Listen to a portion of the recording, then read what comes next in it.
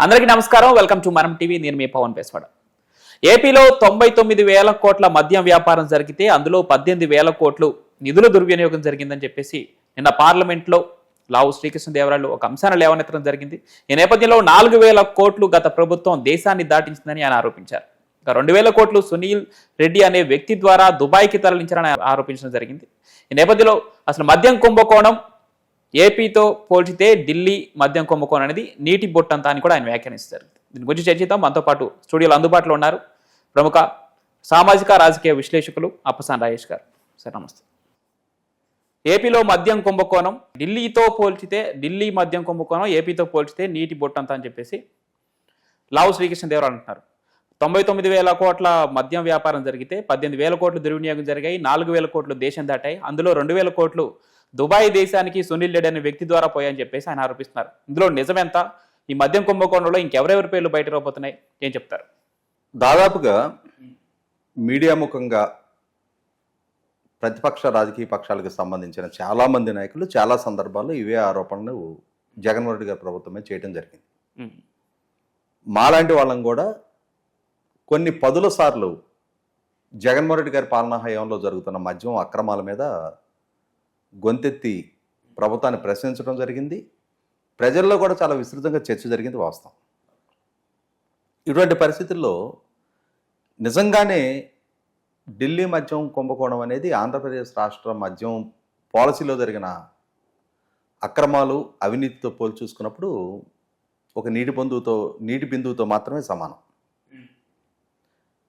చంద్రబాబు నాయుడు గారి ప్రభుత్వం ఎన్డీఏ కూటమి ప్రభుత్వం పదవి బాధ్యతలు చేపట్టిన తర్వాత రాష్ట్ర అసెంబ్లీకి సబ్మిట్ చేసిన వైట్ పేపర్లో కూడా మద్యం పాలసీ మాటం జరిగిన దోపిడీ గురించి ప్రస్తావించడం జరిగింది. 1,000 కోట్ల రూపాయల అవినీతి జరిగింది అని చెప్పని ప్రస్తావించడం జరిగింది. ఈ మధ్యకాలంలో జరిగిన విజిలెన్స్ విచారణలో కూడా జగన్మోహన్ రెడ్డి గారి ప్రభుత్వ హయాంలో బ్రోవరేజెస్ కార్పొరేషన్ డిస్టిలరీస్ నుంచి ప్రక్యూర్ చేసిన మద్యం బ్రాండ్ల తాలూకు మామూళ్ళు, అంటే బ్రోవరేజెస్ కార్పొరేషన్ ద్వారా డిస్టిలరీస్ నుంచి కొనుగోలు చేసిన మద్యం కార్టన్స్కి ఒక్కొక్క కేసుకి 150 రూపాయల నుంచి 450 రూపాయల వరకు మామూళ్ళు వసూలు చేయబడ్డాయి. ఈ మామూళ్ళే 3,000 కోట్ల పైగా క్వాంటిఫై అయ్యాయి అని చెప్పడం జరిగింది. ఓకే.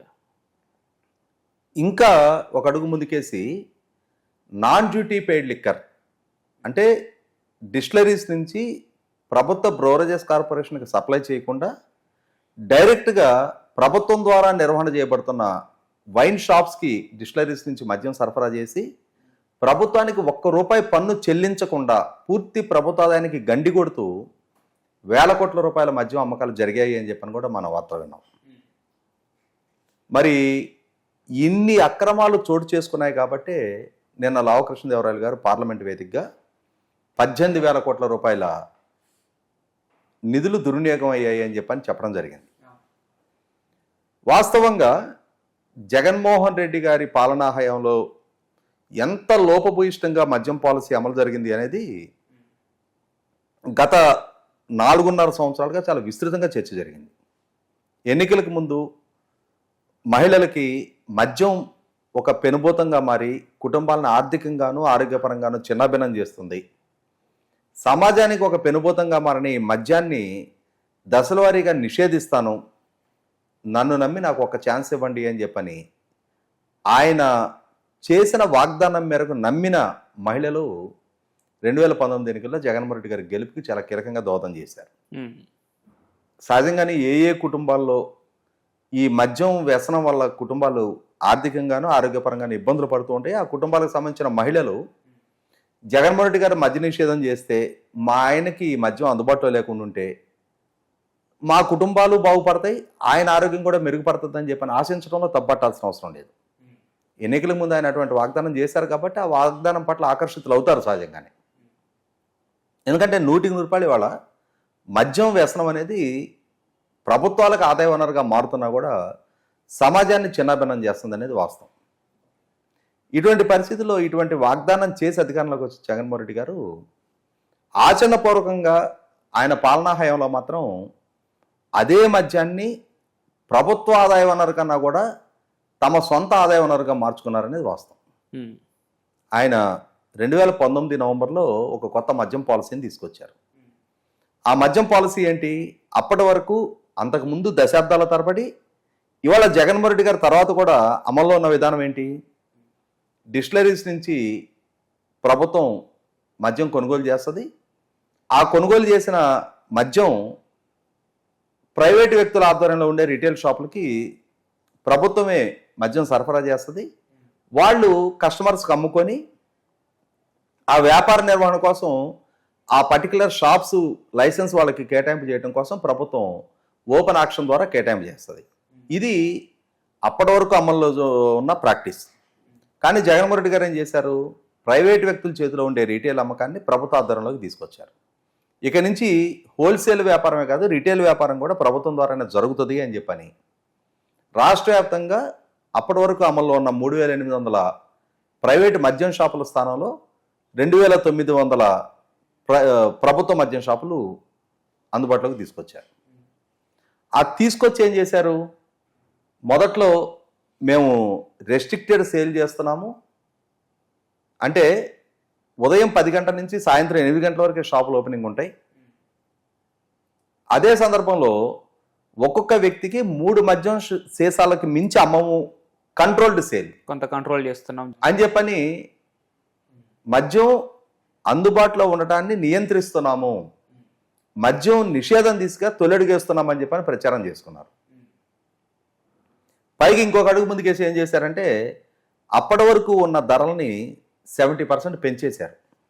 పెంచేం చెప్పారంటే మద్యం కొనుగోలు భారంగా మారితే కొనుగోలు డిస్కరేజ్ అవుతుంది, తద్వారా మద్య నిషేధం తీసుగా ఇంకొకటిగా వేస్తున్నాము అన్నారు.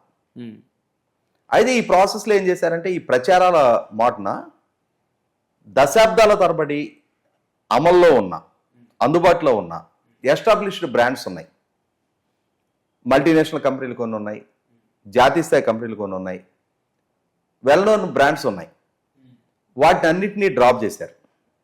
డ్రాప్ చేసి రాష్ట్రంలో ఉన్న డిస్టిలరీస్ మొత్తాన్ని జగన్మోహన్ రెడ్డి గారి పార్టీ నాయకులు గుప్పిట తీసుకొని ఆ గుప్పిట పట్టిన డిస్టిలరీస్ నుంచి తయారు చేసిన సరికొత్త బ్రాండ్లు, రాష్ట్ర ప్రజనే కనుక అంతకుముందు తెలియని కూడా తెలియవు ఆ పేర్లు కూడా, ఆ బ్రాండ్ల మధ్యాన్ని బ్రోరేజెస్ కార్పొరేషన్ ద్వారా కొనుగోలు చేసి ఆ కొనుగోలు చేసిన బ్రాండ్లని ప్రభుత్వ షాపుల ద్వారా అమ్మిచ్చారు.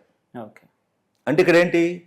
తయారీదారులు వైసీపీ నాయకులే, కొనుగోలు చేసేది ప్రభుత్వ బ్రోరేజెస్ కార్పొరేషను, అమ్మకం జరిపేది ప్రభుత్వ వైన్ షాపుల్లో, అమ్మేది వైసీపీ కార్యకర్తలే సేల్స్ బాయ్స్గా నియామకం చేపట్టబడ్డారు.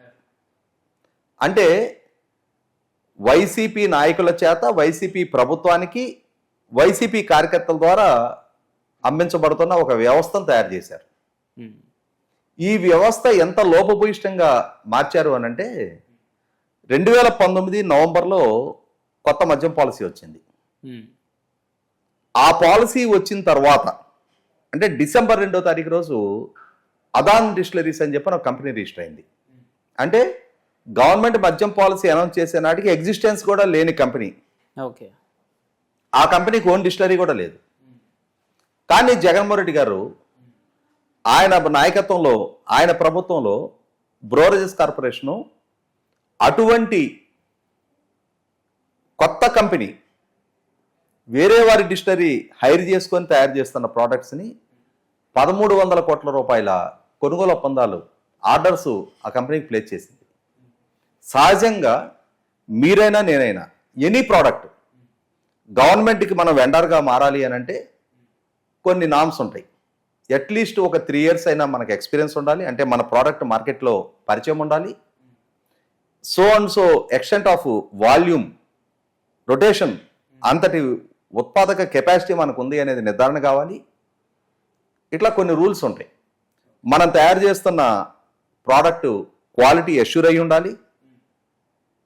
మరి అసలు పాలసీ అనౌన్స్ అయ్యే నాటికి ఎగ్జిస్టెన్స్లోనే లేని కంపెనీ, దానికి 1,000 కోట్ల రూపాయల కొనుగోలు ఒప్పందాలు ఎలా ఖరారైనాయి అంటే జగన్మోహన్ రెడ్డి గారు ప్రభుత్వం కొంతమందికి ఆయాచిత లబ్ధి చేకూర్చారు, కొన్ని సెలెక్టివ్ కంపెనీస్కి ఆర్డర్స్ ప్లేస్ చేశారనేది అర్థమైంది. సార్ ఇక్కడ నిధుల దుర్వినియోగం ఒక ఎత్తు అయితే ఇవి దీంట్లో నమోదవుతున్నటువంటి పేర్లు విషయానికి వస్తే వారు ముందస్తు బెయిల్కి అప్లై చేస్తున్నారు. ఈ నేపథ్యంలో సిఐడి న్యాయవాది సిద్ధార్థ లోత్రా అసలు మిథున్ రెడ్డి పేరే ఛార్జ్షీట్లో లేదు, అతను నిందితుడిగా లేడు అని చెప్పేసి ఆయన ముందుగానే ఏది మీడియాలో వచ్చినటువంటి వార్తల ప్రకారం, వార్తాపత్రికల్లో వచ్చిన కథనాల ప్రకారం ఆయన ముందుగా బెయిల్కి అప్లై చేశారని చెప్పి ఆయన చెప్తున్నారు. దీన్ని ఎలా చూడాలి సార్? మిథున్ రెడ్డి వ్యవహారాన్ని ఎలా చూడాలి? ముందు ఇక్కడ మిథున్ రెడ్డి వ్యవహారం మాట్లాడదాం. అంటే నిన్న లావకృష్ణదేవరాయలు గారు పార్లమెంట్లో ప్రస్తావించిన అంశం గురించి మనం మాట్లాడుతున్నాం కాబట్టి అసలు మద్యం కుంభకోణంలో చోటు చేసుకున్న అంశాలు మొదట ప్రస్తావిద్దాం. అంటే ఈ విధమైన ఒక రకమైన అవినీతి చర్యలకి ప్రభుత్వం పాల్పడింది అనేది ప్రూవెన్ ఫ్యాక్టర్. అలాగే ప్రభుత్వ మద్యం షాపుల్లో నిన్న లావకృష్ణదేవరాయలు గారు పార్లమెంట్ వేదికగా కూడా స్పష్టం చేసింది ఏంటి అంటే ఓవరాల్గా 5 సంవత్సరాలు జగన్మోహన్ రెడ్డి గారి పాలన హయాంలో 1,300 కోట్ల రూపాయల మద్యం అమ్మకాలు జరిగాయి. ఓకే. అందులో 99,700 కోట్ల రూపాయలు ఓన్లీ క్యాష్ ట్రాన్సాక్షన్స్. కేవలం 670 కోట్ల రూపాయలు మాత్రమే డిజిటల్ ట్రాన్సాక్షన్స్ జరిగాయి. ఈ అంశాన్ని భారతీయ జనతా పార్టీ రాష్ట్ర శాఖ అధ్యక్షులుగా పురంధరేశ్వర్ గారు ఎన్నికలకు ముందే కేంద్ర ప్రభుత్వం దృష్టికి తీసుకురావడం జరిగింది. ఇక్కడ ఏ ఏ డిస్టరీ యాజమాన్యాలు ఎవరి చేతిలో ఉన్నాయి, ఎవరు పాలకులుగా ఉండి ప్రభుత్వానికి వెండర్స్గా ఉన్నారు, ఏ ఏ డిస్టరీకి ఎన్ని వేల కోట్ల రూపాయల కొనుగోలు ఒప్పందాలు ఖరారు అయి ఉన్నాయి, ఎందుకని కొన్ని డిస్టరీస్కి మాత్రమే ఇంతటి ఆయోజిత లబ్ధి చేకూరుతా ఉంది. ఈ జగన్మోహన్ రెడ్డి గారి ప్రభుత్వం తన అధికారాన్ని దుర్వినియోగం చేసి వేల కోట్ల రూపాయల అవినీతికి పాల్పడుతుంది అనే అంశాన్ని పురంధరేశ్వర్ గారు ఎప్పుడో కేంద్రం దృష్టికి తీసుకురావడం జరిగింది.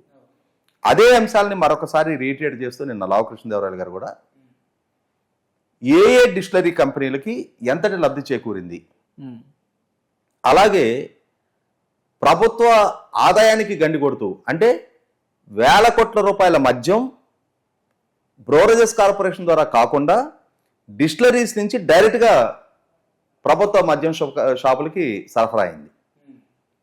జనరల్గా ఒక 100 రూపాయల ప్రోడక్ట్ సేల్ జరిగితే అందులో 16 రూపీస్ డిస్టిలరీకి వెళ్తుంది, 84 రూపీస్ ట్యాక్స్ రూపంలో ప్రభుత్వానికి వస్తుంది. కానీ ఇక్కడ ఏం చేశారు వీళ్ళు, అసలు బ్రోరేజెస్ కార్పొరేషన్కి పంపించకుండా డైరెక్ట్గా డిస్టిలరీ నుంచి షాప్కి వస్తే 100 రూపాయలు అందులో 1 రూపాయి కూడా ప్రభుత్వానికి ముట్టదు. ఈ 100 రూపాయలను ఎవరెవరు పంచుకున్నారు? ఓన్లీ డిస్టిలరీస్ వాళ్ళే పంచుకుంటే పాలకులు ఊరుకుంటారా? ప్రభుత్వ విభాగాలు ఊరుకుంటాయా?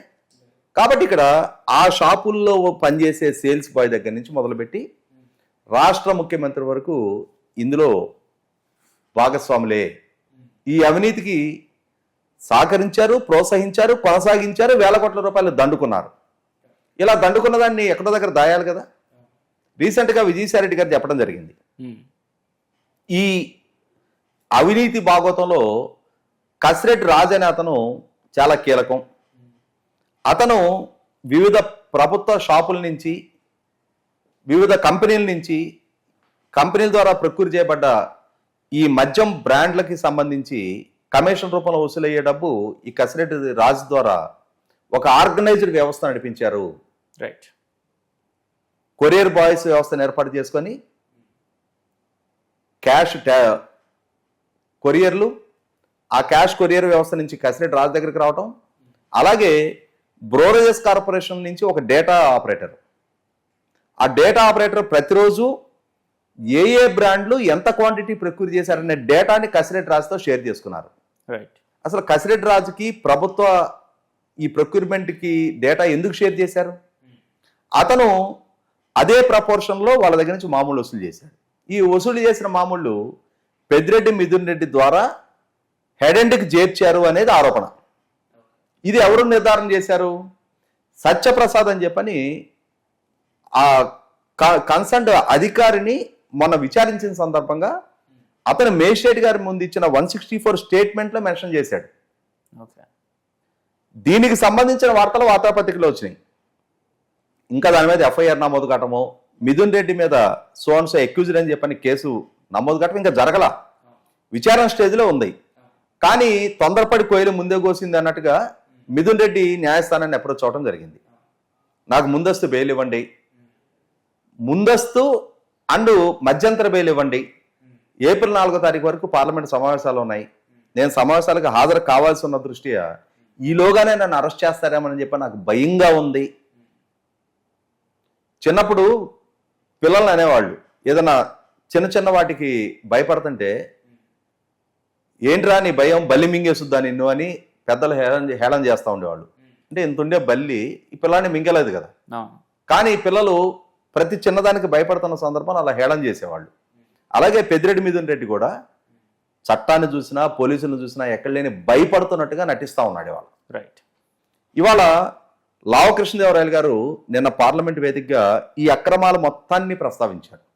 ఆయన ఇంకొక అడుగు ముందుకేసి ఇప్పటి వరకు చర్చలో లేని కొత్త అంశాలు కూడా ప్రస్తావించడం జరిగింది. సునీల్ రెడ్డి అనే అతను దుబాయ్కి 2,000 కోట్ల రూపాయలు పంపించడం జరిగింది. ఒక ఇన్ఫ్రాస్ట్రక్చర్ కంపెనీ ద్వారా దుబాయ్కి పంపించడం జరిగింది. అంటే ఇక్కడ ఏమవుతుంది, ఒక అవినీతి ద్వారా సంపాదించిన డబ్బుని బినామీ కంపెనీల ద్వారా విదేశాలకు తరలించారు. అంటే ఒకటి జరిగింది అవినీతి, 2 దేశ చట్టాలని ఉల్లంఘించి విదేశాలకి నగదు తరలించడం. ఇటువంటి సందర్భంలో ఖచ్చితంగా ఇన్కమ్ ట్యాక్స్ సెంటర్ కావాలి, సిబిఐ విచారణగా జరగాలి, ఎన్ఫోర్స్మెంట్ డైరెక్టరేట్ ఇన్వాల్వ్ అవ్వాలి అని చెప్పని ఆయన పార్లమెంట్ వేదిక స్పష్టం చేయడం జరిగింది. కాబట్టి ఇప్పటికీ రాష్ట్ర ప్రభుత్వం విచారణ చేస్తున్న తీరు పట్ల, ఆ విచారణ జరుగుతున్న నేపథ్యంలో చాలా వాస్తవాలు బయటకు వస్తూ ఉన్నాయి. ఆ తీరు వల్ల విచారణాధికారులకి చాలా స్పష్టమైన సమాచారం అందుతూ ఉంది. ఖచ్చితంగా రేపు రోజున కేసులు నమోదు కావటం ఖాయం. ఏ డిస్టిలరీసు, ఏ సేల్స్ బాయ్స్, ఏ అధికారులు, ఏ రాజకీయ నాయకులు, ఏ మంత్రులు, ఏ ముఖ్యమంత్రి ఇన్వాల్వ్ అయ్యి ఏ స్థాయిలో ఎవరెవరు ఎంత ప్రపోర్షన్లో వాటాలు పంచుకున్నారనేది ఖచ్చితంగా నిర్ధారణ అయితే తీరుతుంది. ఇటువంటి సందర్భంలో ఇంత పెద్ద నెట్వర్క్లో ఒక్క పెద్దిరెడ్డి మిథున్ రెడ్డి మాత్రమే కోర్టుని అప్రోచ్ అయ్యాడు, నాకు ముందస్తు ప్రొటెక్షన్ కావాలి అని చెప్పని. ఇంకా అసలు సిసలు కలుగుల్లో ఉన్న చాలామంది వెలుగులోకి రావాల్సిన అవసరం ఉంటుంది. ఆ వెలుగులోకి తెచ్చే బాధ్యత ఆ విచారణ సంస్థలు తీసుకుంటా ఉన్నాయి.